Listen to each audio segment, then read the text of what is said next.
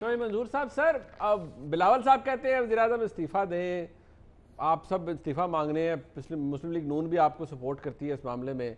अब शाह महमूद कुरैशी साहब ने कहा ऐवान का कॉन्फिडेंस हासिल है इमरान खान साहब को, क्यों दे इस्तीफ़ा, बिल्कुल नहीं देंगे इस्तीफ़ा, और नहीं बिल्कुल अब इस्तीफ़ा नहीं मिलेगा। सर तुम की लब रहे हो, नहीं देखिए, लबेगा दो तो इस्तीफ़ा। दो वजूहात हैं। तो इसमें बुनियादी तौर पर दो वजूहात है देखने वाली। अभी मुझे वोट काउंट का नहीं पता था। अच्छा जी।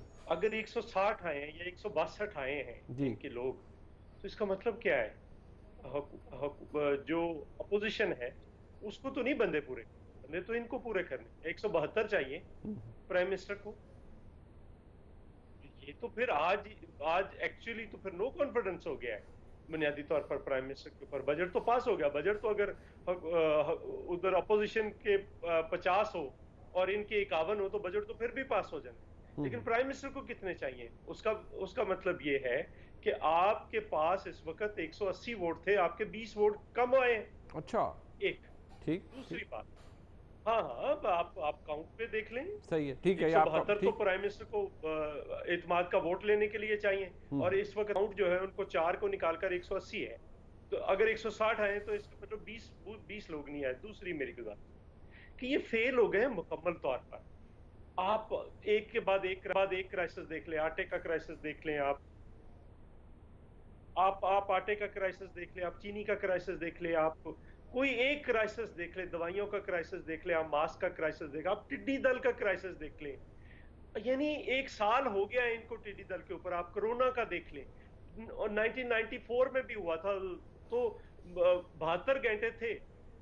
प्राइम मिनिस्टर को रात को ग्रीन पे फोन किया यूसुफ तालपुर साहब ने, और उन्होंने कहा कि हमारे पास सिर्फ 72 घंटे हैं। 72 घंटे के अंदर अंदर जहाज 12 आकर ईरान के बॉर्डर पे खड़े थे उनको मारने के लिए, और नहीं दाखिल होने दिया गया पाकिस्तान में। अब एक मोहतात अंदाजे के मुताबिक अगर कंट्रोल कर ले तो 600 अरब रुपया, और अगर कंट्रोल ना हो तो 1500 से 2000 अरब रुपए का नुकसान करेगी ये टेढ़ी दल। और अच्छा। अब 22 जहाज चाहिए इमीडिएटली। दो हैं, एक खराब खड़ा, एक का पायलट नहीं है और एक चलता फिर रहा है। सो तो ये साहब एक कोरोना पे देख लें। राणा साहब ने भी सो तरीका बताया ना इस आपको मुल्क के पेट्रोल पे एफिडेविट देख लें, करवाने 25 का। दिन पेट्रोल का क्राइसिस रहा है, 25 घंटे में रिजॉल्व हो गया है। सो इसलिए बिलावल भुट्टो साहब ने, अपोजिशन सारी ने प्रेशर बढ़ाया है। उस प्रेशर बढ़ाने से क्या हुआ है, अंदर भी क्रैक्स आ गए हैं, और जो अलाइज पार्टीज हैं वो भी अपने मुतालबात बढ़ाना शुरू कर दिया। बिलावल भुट्टो ने खासकर पिछले 4-5 दिन के अंदर जो हुकूमत पे प्रेशर बढ़ाया है, तो ऐसे लगता है जैसे उनके असाब पे सवार है वो। आप देख लें, आज भी जो उनकी स्पीच थी उसका जवाब जो था, सब ने उनका जवाब दिया है। सब उनका जवाब दे रहे हैं। सो हम समझ रहे हैं कि इस वक्त अपोजिशन जो है वो राइट ट्रैक पे है, और आने वाले दिनों में इनके अंदर क्रैक्स भी हैं, इनके अलाइज भी सारे नाराज हो चुके हैं, और ये लंबा अरसा ये नहीं चला सकते, क्या क्योंकि सर, इस सर वक्त लेकिन अगर ये सर चलते हैं चौधरी साहब, जिस तरह से चला रहे हैं। चौधरी साहब बात यह है कि हमारे मुल्क में जो तब्दीली या जो इन हाउस चेंज वाले मामला है, देखिए लास्ट मियां नवाज शरीफ साहब डिस्क्वालीफाई हुए, यूसुफ रजा गिलानी साहब को देखिए वो भी अदालत से नाअहल हुए, तब वो वजारत उज़्मा इन द रिसेंट पास्ट में कह रहा हूँ जो छोड़ के वो अपनी गए। इस वक्त आपको कैसे इमरान खान साहब के बगैर पीटीआई क्या कौन लीडरशिप सामने आएगी सर, कौन वज़ीर आज़म बनेगा? देखिए, ये कोई पार्टी नहीं है, ये पार्टी के अंदर तो जैमिंग नहीं है। मुझे जो दोस्त पुराने मिलते हैं जो पीटीआई के अंदर हैं, वो कहते हैं जी हमें तो मिनिस्टर जानते नहीं है, हमारा तो नाम नहीं पता उनको। ये तो भानुमति का कुनबा है ना, वो अच्छा जी। कहीं से, कहीं की ईंट कहीं का रोड़ा। अच्छा तो जी। ये तो इधर उधर से पकड़कर सारे, इनकी तो लॉयल्टीज जिनके साथ है वो सुबह हाथ उठ जाए सुबह, तो ये आपको समझ आ जाएगी कि ये कहाँ पे खड़े हैं कहाँ पे नहीं है। सो जो अंदर भी साजिशें हो रही है उनको भी पता है अच्छा। कि इमरान खान जो है वो इस वक्त एंजॉय नहीं कर रहा। आप रही बात ये कि बड़ा क्रेडिबल है सारा, ये जरा इलेक्शन कमीशन वाला केस ही सुबह। चलो मैं आपको एक मिसाल दे देता हूँ, मुझे नहीं अभी देनी चाहिए थी मिसाल, लेकिन अगर इलेक्शन कमीशन का केस का फैसला हो जाए फिर क्या होगा? हाँ, मतलब वो आपकी बात ठीक है, लेकिन उसके ऊपर भी एक कानूनी बहस है कि वो इलीगल फंडिंग है, प्रोहिबिटेड फंडिंग है, वो भी एक टेक्निकल सब्जेक्ट है, ये नहीं कहते तो हैं जी। चलने क्यों नहीं दे रहे? अगर हाँ, अगर ये लीगल आपकी बात फंडिंग ठीक है, है, ये वो चल अगर चल नहीं रहा, लीगल वो फंडिंग स्पीड है पे तो चल नहीं चलने रहा। क्यों नहीं दे रहे? वो आपकी 23 अकाउंट्स हैं, ठीक है। सुबह फैसला हो जाए, सुबह पानी, दूध का दूध पानी का पानी हो जाएगा। ठीक है, अच्छा मैं सुबह जरा पता चले ये पार्टी नहीं रही, रातों रात का वो एक कन्वेंशन लीग बनी थी रात को, पहले कुछ और, रात को लीग थी, सुबह कन्वेंशन लीग बन गई। अच्छा चले, ये इस मुल्क की तारीख है, इसमें रहा है।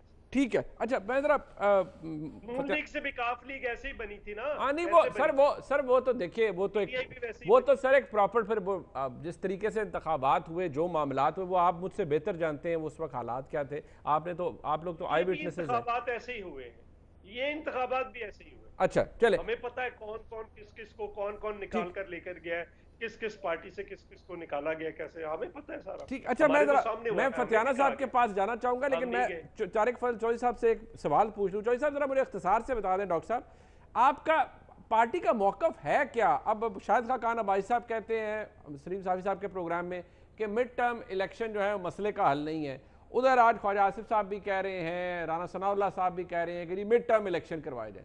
पार्टी का मौकफ है क्या? देखिए जी, बात यह है कि मौकफ बड़ी बड़ी सीधी सादी बात है। मौकफ है कि पाकिस्तान की आवाम को रिलीफ मिलना चाहिए। जिस अजाब में पाकिस्तान के लोग मुब्तला हो गए हैं, हम लोग ये देखें ना, हुकूमती नुमाइंदे भी कह रहे हैं जनाब अपोजिशन से लोग नाराज हैं।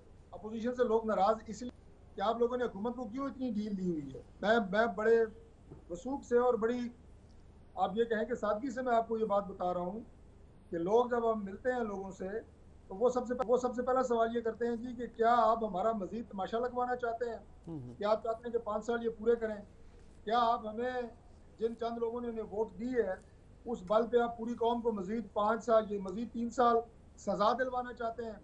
आप तमाशा देख रहे हैं हमारा, ये लोगों के जज्बात है। और हमारा मौक़िफ़ बड़े वाज़े है कि लोगों की जान छुड़ाई जाए, कैसे छुड़ाई जाए उसकी स्ट्रेटजीज बनती रहती हैं। वो ज़रा टीवी प्रोग्रामों में तो डिस्कस नहीं होती। ठीक है, अपोजिशन के पास मुताबिक स्ट्रेटजीज होती हैं, लेकिन सबका फोकस इस बात के ऊपर है कि किसी तरह पाकिस्तान जिस तेजी के साथ नीचे आ रहा है, मुआशी तौर पे, दाखिली तौर पे, हर जगह आपकी जागरसाई हो रही है। अभी इतने प्रोग्राम हुए हैं, आखिर में एक जुमला कह दूं जी, जो सिक्योरिटी काउंसिल में इंडिया को जो पोजीशन मिली है, आपने कोई एक प्रोग्राम, एक जुमला हुकूमत की तरफ से सुना है? हर जगह सफारती महाज में आपको मार पड़ रही है, अंदरूनी तौर पे आपको मार पड़ रही है, नाम लेने वाला कोई नहीं है जनाब कि हो क्या रहा है। ठीक है, अच्छा चले, यही कहती है कि किसी तरह आवाम की और इस मुल्क की जान छुड़ाएं लोगों से। आप कहते हैं किसी तरह से आवाम को रिलीफ मिले, लेकिन फतियाना साहब ये जब आवाम की रिलीफ की बात आती है, आप कहते हैं एक जुमला कहना चाहता हूँ फतियाना साहब से पहले, एक जुमला एक इशारा देना चाहता हूँ। देखिए, ये पीपल्स पार्टी की पोजीशन नहीं थी जो आज बिलावल साहब ने कहा है, ये पहले नहीं थी कि आप अंदर से कोई अच्छा ले। ये नून लीग पहले कहती थी, लेकिन हम नहीं कहते थे। हम तो कहते थे कि एक सिलेक्टर और नहीं चाहिए, लेकिन ये अगर पोजीशन के अंदर एक आपको तब्दीली नजर आ रही है तो मतलब, हाँ आप क्या कह रहे थे, कैंडिडेट और नहीं चाहिए, सिलेक्टर वाला तो खैर तो रह नहीं दियो। फतियाना साहब जरा मुझे सर ये बताएं कि ये पीपल्स पार्टी की ये डिमांड है कि किसी अहल शख्सियत को वजारत उज़्मा दे दें। आप कहते हैं परफॉर्मेंस बड़ी, इमरान खान साहब कहते हैं, वो मेरे पास भरे हुए हैं, आपने भी देखे होंगे क्लिप्स जिसमें वो फरमाते थे पेट्रोल के हवाले से कि टैक्स बढ़ गया, फलान बढ़ गया, वो वी कैन प्ले, वो हम चला सकते हैं, लेकिन मेरे पास वक्त कम है। आज किस मुंह से डिफेंड कर पाती है हुकूमत? यकीन करें फतियाना साहब इससे बेहतर चला लेंगी इनको बना। चलो सर, फतियाना साहब आप भी सर तैयारी पकड़े, फिर आपको चौधरी मंजूर साहब ने बनवा देना है वज़ीर आज़म। मैं आपको गारंटी करता हूँ इससे बेहतर चला लेंगे। ठीक, मैं मनीब भाई मैं अर्ज़ करूँ कि पहली बात यह है कि पीपल्स पार्टी की ये मांग के वज़ीर आज़म मुस्तफ़ी हों, इनसे पूछा जाए कि आपकी हुकूमत तो फिर भी नहीं बननी, आपकी तो तादाद ही बहुत कम है, और आपने फ्रेंडली अपोजिशन के चक्कर में अपनी मकबूलियत को कम किया, नून के साथ जफ्फी डाले रखी और उससे अवाम आपके मुतनफ़र हुए, आपके वर्कर्स स्पेशली। आप सबसे पहले तो अपने आप को ठीक करें और नून के साथ जफ्फी ज़रा पीछे करें। अच्छा। नंबर 2, इमरान खान एक दरवेश इंसान है, उन पर ना कोई करप्शन का स्कैंडल है, ना उनका कोई फैमिली पॉलिटिक्स है, ना उनकी कोई फैक्ट्री है, ना उनका कारोबार है। और वो मैं समझता हूँ कि इससे बढ़कर, क्योंकि इब्न खल्दून ने भी कहा, हज़रत अली करमुल्लाह ने भी कहा, और इससे पहले अरिस्टोटल ने भी कहा कि बिजनेसमैन हुकूमत में नहीं होना चाहिए। और ये पहली दफ़ा हुआ है पाकिस्तान में बड़े अरसे के बाद कि कोई बिजनेसमैन हुकूमत में नहीं है। इससे हुकूमत की सिमत दुरुस्त हुई है। सर वो जितने बिजनेसमैन आपकी हुकूमत में हैं काबीना में, उनको फारिग करें सर, फिर वो भी नहीं होने चाहिए। जी, और दूसरा ये है कि उनकी हुब्बुल वतनी जो है कश्मीर के इशू पे देखा आपने कितना उन्होंने एक मुर्दा मसले को दोबारा जिंदा कर दिया। उन्होंने दुनिया में इस्लाम और मुसलमानों का जिस तरह अक़वाम मुत्तहिदा में केस पेश किया कश्मीर से। इसलिए मैं समझता हूँ कि इस वक्त कौम की ज़रूरत है इमरान खान की शक्ल में मुल्क में एक ऐसा इंसान है जो पाकिस्तान को आगे लेकर जाना चाहता है। और यही वजह है कि नौजवानों की अक्सरियत और आवाम की अक्सरियत आज उनके साथ खड़ी है। तो मैं समझता हूँ इसमें जो वो कहते हैं कि मेरा मुतबादल नहीं है, उसका मतलब ही होता है और आवाम भी समझती है इस वक्त सरे 10 पूरी कौम चाहती है कि इनको 10 साल मिलें ताकि ये कौम को अपने पांव पे खड़ा कर सके। गाली मुक गई चौधरी मंजूर साहब, डॉक्टर साहब तुसी फारग हो सर, गाली मुक गई 10 साल सर छोड़ दे। 10 साल इमरान खान को मिले तो जो कुछ है सारा ही मुक जाएगा, खुदा ना खास्ता पीछे बचेगा सर। तुसी सर एंजॉय करो, वेकेशंस पे जाओ, 10 साल फतियाना साहब ये सब्र करें। गल सुन लो ना, देखें सब्र की तलकीन है। देखें बार बार इस्लाम में मरीब भाई जी इस्लाम में जगह जगह जिक्र है कि सब्र किया जाए जी। तो मैं मशवरा दूंगा अपोजिशन को कि ये भी अगले 3 साल सब्र करें और अगले 5 साल की फिक्र करें, ये मामला ठीक हो जाएगा। फतियाना साहब कब्र में है, हमें सुनाकर आप कौम को कह रहे हैं कि सब्र करें। चले ये डिबेट तो नहीं। बहुत शुक्रिया चौधरी मंजूर साहब, डॉक्टर तारिक फजल चौधरी साहब और जनाब रियाज फतियाना साहब, आपने डिबेट सुनी।